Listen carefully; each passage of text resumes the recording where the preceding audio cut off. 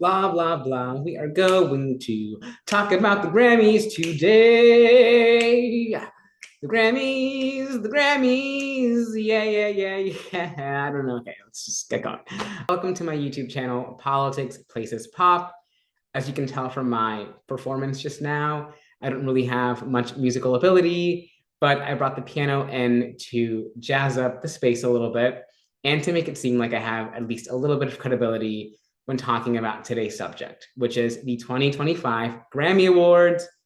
The Grammys just took place on Sunday, and this is the first time in a really long time where I feel like I was on board with the folks who won, and I also really enjoyed the performances. It didn't feel like I was sitting through a 3+ hour slog. And I think that is just reflective of how exciting last year was, not just for pop music, but for music in general. So, yeah, I'm not going to waste any more time. Let's just jump right into my review and reaction of the folks who won and also some of the performances. Oh, real quick before we jump in, whether or not you make it to the end of this video, which hope that you do, just wanted to let you know that there are links to LA wildfire relief funds and mutual aid efforts in the description of this video in case you want to donate. And if you know of other resources, please drop the links to those in the comments. Thank you and enjoy the rest of the video.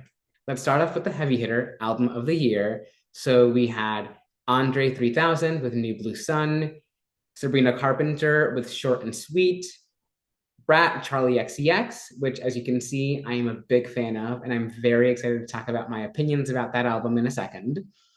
Jessie Volume 4 by Jacob Collier, Hit Me Hard and Soft, Billie Eilish, The Rise and Fall of a Midwest Princess, Chappell Roan, and The Tortured Poets Department by Taylor Swift. And of course, our big winner, Cowboy Carter by Beyoncé. I'm, of course, ecstatic that Beyoncé won. She's been nominated 4 times before, and this is her first win. And she was arguably snubbed the past 3 times. Her first time being nominated was for Sasha Fierce back in 2010's ceremony. And that album would rank in the bottom half of my Beyonce discography rank, if not the very bottom. So that didn't feel like a snub to me. It just was a huge album that year commercially. But the other 3 times definitely do feel like snubs. I mean, you had self-titled, groundbreaking album that shifted when music was released, from Tuesday to Friday in the music industry. You started getting more surprise releases after that album, and just the fact that every song had a music video and just the quality of the music itself, all of its feminist themes felt very groundbreaking at the time, and it should have definitely won. Then you have Lemonade, which again, just a super artful, interesting album in which she is jumping through different genres, should have won in its year. And then finally, Renaissance, which is probably my favorite Beyonce album from start to finish. No skips on that album, in my opinion. Groundbreaking, again, to see someone reclaiming disco and house music, these genres that are rooted in Black culture, and bringing them back to that. And of course, it's what she was doing here with Cowboy Carter, taking a genre, country music and Americana music, that are rooted in Black culture and in Black musicianship, and bringing it back to that and adding collaborators who are in country music today to the album, like Shabuzi. And I mean, the album, for its ambition and its thoughtfulness and exploration of the genre and experimenting with the genre as well, right? Bringing the genre into today's contemporary sound and mixing country and Americana with like more hip hop leaning elements that Beyonce is already more familiar with. I appreciate the ambition and all the album was trying to do. It's kicked down doors in country music, and already we're seeing the fact that an artist like Shabuzi had a huge year and exploded onto the scene in such a way. You're seeing the impact of the album. So I'm very much happy that Beyonce won, for the quality of the album and also for the way that the album has impacted the industry, and because now we can finally put to rest Beyonce getting snubbed every single year at the Grammys. It would not have been my personal pick for my favorite album of the year or album that I think should have won album of the year this year. That pick for me really is Brat, you know, this album that does something super interesting, which is take dance music and take rave music and club music, which is supposed to make you completely forget about your problems. And through its lyrics, on about half of the songs, force you to confront some of those issues that you're wanting to forget. You know, on the album, Charli is dealing with issues of grief, you know, over losing a friend in Sophie, a frequent collaborator of hers. She is confronting animosity with other women in music and this feeling of, are we actually friends? Which is a thing that I think a lot of us experience in our friendships.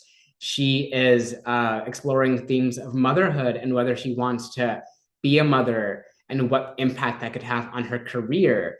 So there are just a lot of really interesting, deep themes that are embedded into this album. And you're getting all of these club bangers that essentially you're sort of crying to as you're listening to them. For that reason, as well as I think it capturing the duality of being a human being, right? Of, you know, half the time you're insecure and anxious and depressed and existential. And then the other half of the time, you're feeling confident and you're feeling like, I'm that bitch and I know what I'm doing. I just think it captured that duality really well. And also feels like the perfect encapsulation of the internet age, right? Of posting on social media and curating the perfect life, when in reality, we don't always feel that way. So that's why I feel like it really grabbed folks' attention that year, certainly grabbed mine, and had so many viral moments, from Brat Summer to Kamala is Brat to seeing this color everywhere in fashion now. So for all of those reasons, I felt like Brat was truly the perfect album for album of the year. It hits on quality, it hits on musicianship and experimentation, it hits cultural impact, it hits on critical reception, right? It was the most critically acclaimed album of the year. That would have been my pick. But again, Cowboy Carter was my second pick for album of the year. And I'm happy that it won because, again, Beyonce was overdue. And frankly, I don't think it would have felt right to not reward her. As happy as I would have been for Brat had it won, I don't know that it would have necessarily felt right for it to have won, when it just feels like Beyonce and Black artists in the general field are constantly getting snubbed. Which, speaking about Black artists being snubbed in the main field, that brings us to the next field, which is Record of the Year and Song of the Year. I mean, there's a lot of overlap between the two, so we might as well talk about the two together. So for Record of the Year, we had Kendrick Lamar, Not Like Us, The Beatles, Now and Then, Beyonce, Texas Hold'em, Sabrina Carpenter with Espresso, Charli XCX 360, Billie Eilish, Birds of a Feather, Chappell Roan, Good Luck Babe, and Taylor Swift featuring Post Malone, Fortnite.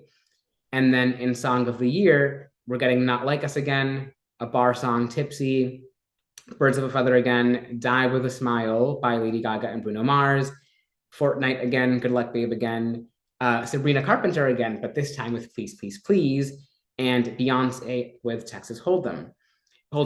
Yeah, let's talk about Record of the Year. My expectation in this category was that Espresso was going to win. Not because it's my favorite song of the bunch.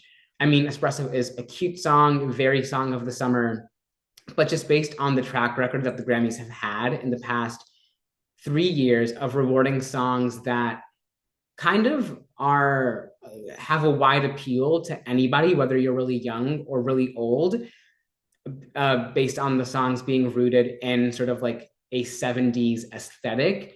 I thought Espresso would win for that reason. I mean, 2021, you have Bruno Mars as part of Silk Sonic, when with Leave the Door Open, a song that is very much a like 70s soulful R&B ballad. Then in 2022, you had, it was Lizzo with About Damn Time. Then in 2023, you have Miley Cyrus winning with Flowers. And those last two songs are definitely songs that pull from disco music. And then again, Espresso is a song that kind of feels like a new disco song, right? So I thought it had it in the bag to win because of, again, it having a wide appeal, it being inoffensive, and it being just overall a well produced song. But I'm so happy that the song that I was pulling for personally, Not Like Us, was the winner. With Not Like Us, you have an amazing delivery from Kendrick Lamar. And then also, you just have a song that is arguably the best diss song of all time. My personal pick as a lamb and a fan of Mariah Carey would still be Obsessed. But certainly in the rap genre, when you're looking at diss tracks and the ones that have made the most impact, and that just the rawness of the track, you can feel it in Kendrick Lamar that he's hungry and he is wanting to tear down his enemy really badly. I think this is, if not among the best, the bestest track ever. And so to see it win this year was really satisfying. It really is a good year for haters. And, you know, Kendrick Lamar is from LA. And this has become kind of an anthem for LA over the last couple of months. So to see it win in the middle of these devastating LA fires was also very satisfying. It also surprisingly won Song of the Year, which I wouldn't have suspected the Grammys to do that. Certainly, I thought that it could win Record of the Year, and I was pulling for it. Song of the Year, again, I was just surprised because, you know, Song of the Year is a category that's looking at the song writing. So it's not considering the performance, it's looking at the songwriting. And never in a million years did I think that the Grammys would reward a song that's talking about some of the things that the song is talking about that I can't name on this video because I don't want my video to get pulled. But, you know, A minor, let's just leave it there. Yeah, I just didn't expect the Grammys to ever reward a song like that. And also, I just do think that there were a couple of songs that, from a songwriting craft and perspective, did feel a bit stronger to me. Good Luck Babe to me was the one that I felt like songwriting wise was the strongest. That song is just such a gut punch. You know, here you have Chappell Roan talking about a very specific experience, right? An experience in which she is pining for somebody who is not being reciprocal and giving her that same love back. She's pining for somebody who would rather live a heteronormative life, and not give into this queer love that they are experiencing. And that is certainly an experience that I think a lot of queer people can relate to, but not an experience that other people or the general public outside of the queer community can necessarily relate to. But the way in which Chappell delivers the song, and the way in which it's written, feels universal, right? It feels like, God, I am giving myself to this person and getting nothing in return. My love is so unrequited, and it feels like such a gut punch. And I think it's just beautifully written. The bridge is phenomenal. And I just think it would have been so impactful to have also seen a song that centers an LGBTQ experience take away Song of the Year. And then that leads us into Best New Artist. So in Best New Artist, we have Chappell Roan, Benson Boone, Sabrina Carpenter, Doechii, Raye, Shabuzi, and Teddy Swims nominated. And in this category, I was pulling for Chappell Roan and Doechii, and I also figured that Sabrina Carpenter could have a really good shot at taking it as well. Really happy with Chappell Roan taking it. I mean, it really felt like this was her year. First of all, The Rise and Fall of Midwest Princess is a phenomenal album. And then outside of the craft of the album itself, all of these festival appearances that Chappell has had have been record breaking and shattering. And she's just been a really exciting performer to watch, right? Bringing drag aesthetics into the mainstream while still being respectful of the culture. You know, as somebody who sort of comes from outside of the culture, she has really respected the culture, and she's really interesting and unique and has a lot to say, as we saw in her acceptance speech, which I'll get a little bit more into. Really, really satisfying to see her win. Okay, and then let's get into the pop categories. So for pop solo, we had Espresso by Sabrina, Bodyguard by Beyonce, Apple by Charli, Birds of a Feather by Billie Eilish, and Good Luck Babe by Chappell Roan nominated. And in this category, I was personally pulling for Birds of a Feather or Good Luck Babe to win. Again, I've given Good Luck Babe my flowers. And then Birds of a Feather, I just think there is this etherealness and lightness, and just buoyant joy to the song that every time I listen to puts me in a good mood. And so I was really pulling for that song to win here, but I wasn't surprised to see Espresso winning, again, for the reasons that I thought it would win Record of the Year. And then in Best Pop Duo Group Performance, we've got Die With a Smile by Lady Gaga and Bruno Mars, Us by Gracie Abrams, Levi's Jeans by Beyonce and Post Malone, Guess by Charli XCX and Billie Eilish, and The Boy Is Mine by Ariana Grande, Brandy, and Monica. And it's probably one of the more messily produced tracks on here, but personally, I was pulling for The Boy Is Mine just because I thought it would have been such an awesome full circle moment for Brandy and Monica, who won this exact same category back in the 90s for their own song, The Boy Is Mine, to then win the Grammy again, their only Grammy that they've won, to win the Grammy again for this retelling of the song through the lens of Ariana's experience.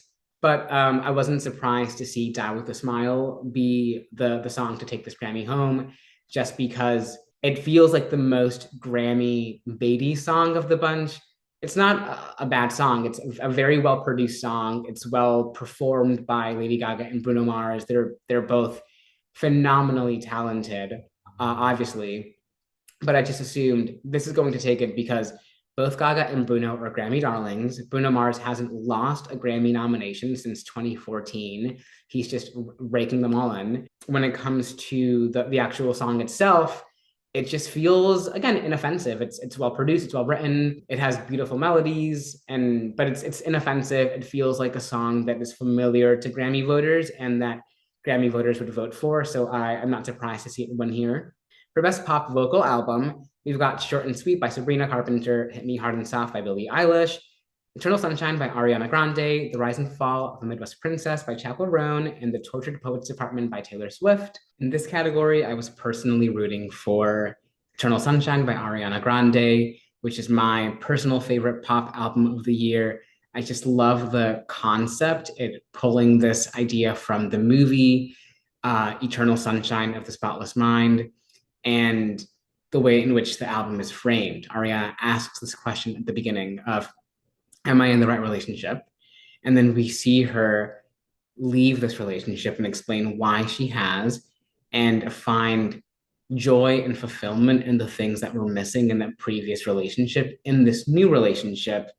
And then she brings her Nona, her grandma, on the final song to talk about what are the things that let you know you're in the right relationship. And it is enjoying those little things. It's not the big things. It's enjoying the little things. And if you are enjoying those little things with the person that you're with, then you know you're in the right place. And I just found that message really universal. I found the way in which the story is told, as a narrative, really well done and constructed. Lyrically, I thought it was great. I thought that she brought it vocally, as she always does. And I liked the production on the album. I liked that, you got a taste of some different genres, right? There's some like early aughts, late 90s R&B on there, mixed in with some like dance-oriented music, mixed in with some contemporary R&B, but it all is brought together in a really seamless way. So that's why it was my personal pick for pop vocal album of the year.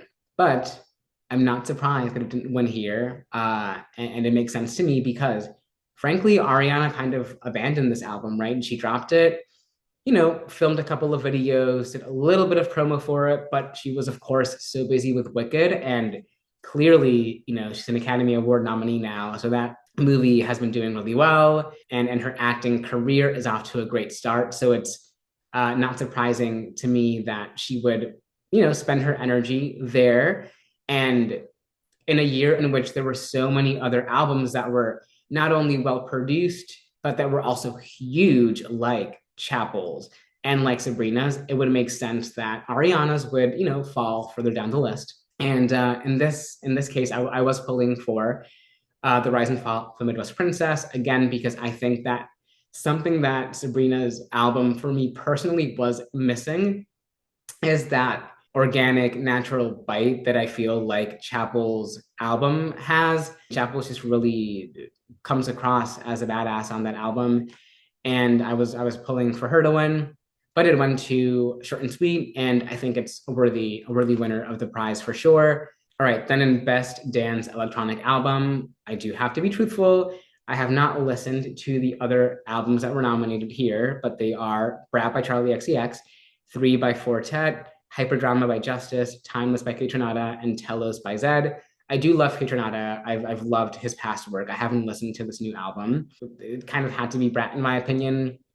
Again, the most critically acclaimed album of the year, and the album that just has, in this category, has taken off, like no other, and had a big cultural impact. Then, when we get down into Best Alternative Music Album, All Born Screaming by St. Vincent, Wild God, Nick Cave, and the Bad Seeds, Charm by Clairo, The Collective by Kim Gordon, and What Now by Brittany Howard.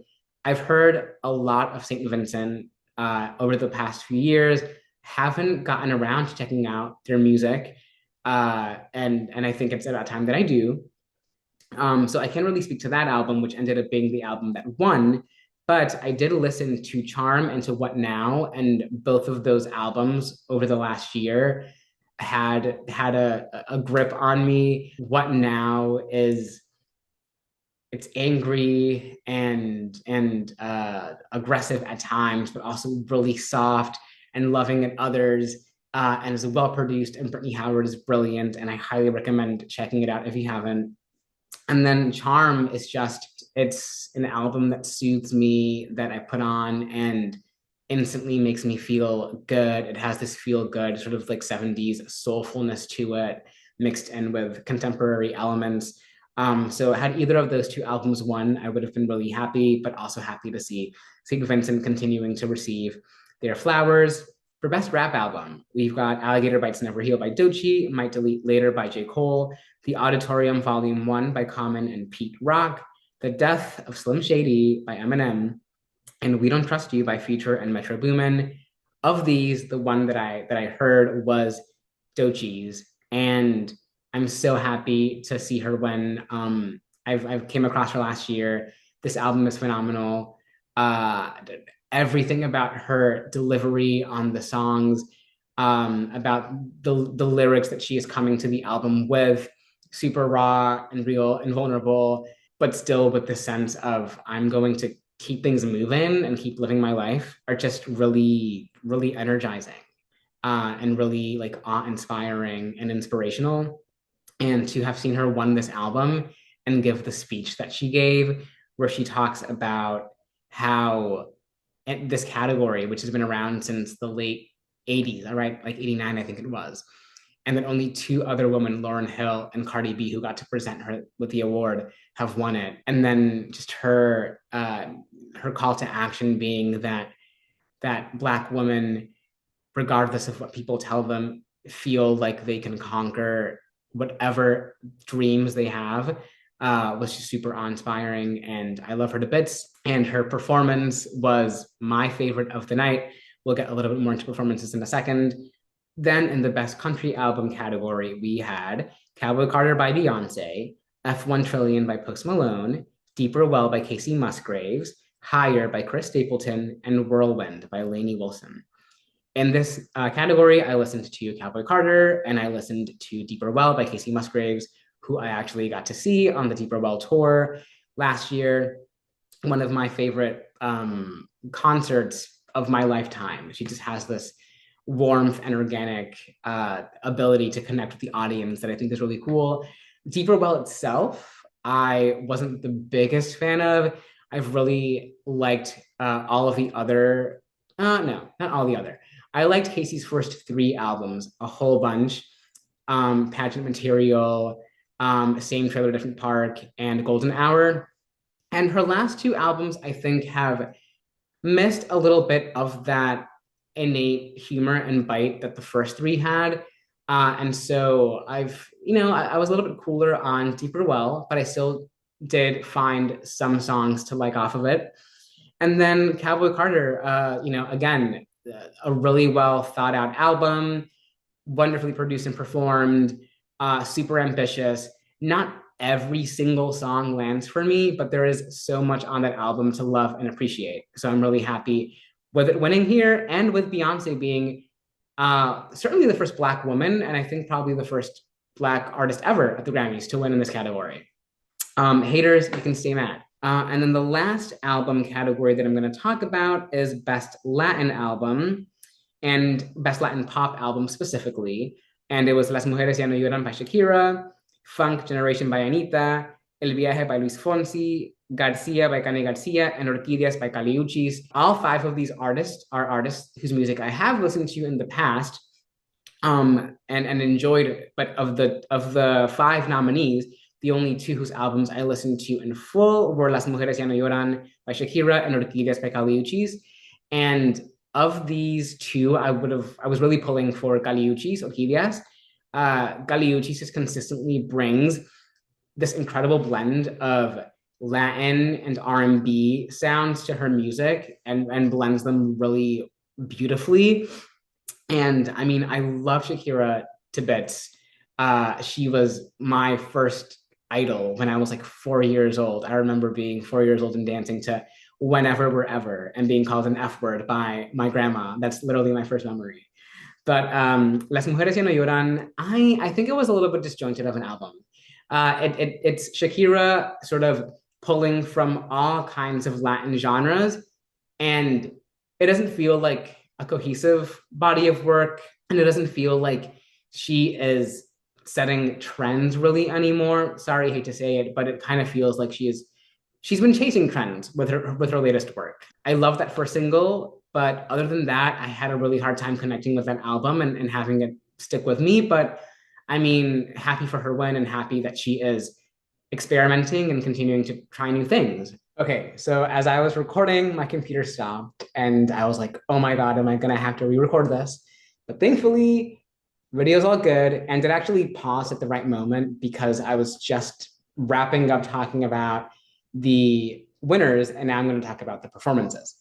And I'm just going to talk about the performances that really stood out to me. There's no real point in talking about performances that didn't really land.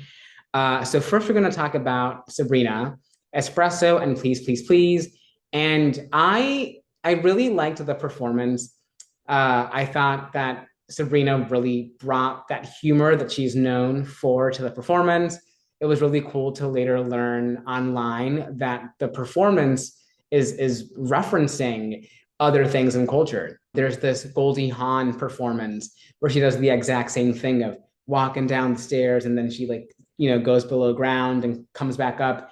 And that is what Sabrina was referencing, which feels like a really solid reference for her to be making. And then there's also, I don't know if it's 1,000% accurate, but people seem to be making connections between Sabrina and Miss Piggy, which is a reference that I really also enjoy for her if she is in fact referencing and pulling from Miss Piggy's repertoire. The one thing that I do feel like could have gone a little bit better, but it's live TV, things happen, was it felt like the sound mixing wasn't the best. And so sometimes Serena's voice was getting lost in the mix and it was a little bit hard to hear her. But again, still a solid performance from her. I thought Chappell Roan really kicked it.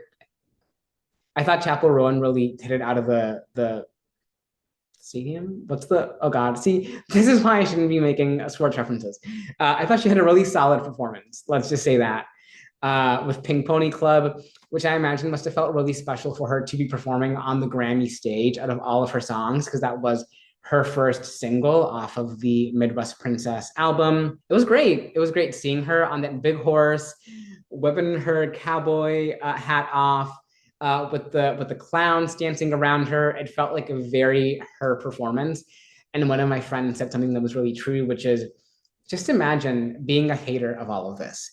sitting, watching the Grammys, watching Chappell Roan doing her thing and being hateful just because she's queer or because she is in drag and her dancers are also in drag and hating that. Like, you could be having the best time, but some of y'all want to, hate on it and be on the outside of the party. Well, so be it. Be on the outside. Then we had this best new artist medley, right? So it was Benson Boone and Doechii, Teddy Swims, Shabuzi, Raye. I mean, of the bunch, obviously, Doechii. I think Doechii had the best performance of the night. I'm a really big Janet fan, and a lot of the way in which the stage was laid out for her, what the backdrop was, what she was wearing, what her dancers were wearing, how the formations in which they were dancing felt very Rhythm Nation to me, which anytime there's a Janet reference, I love because she deserves endless flowers. Yeah, I just thought she showed incredible like dance ability, great stage presence, vocals and performance on point. And then of the other folks, I thought Raye was great as well.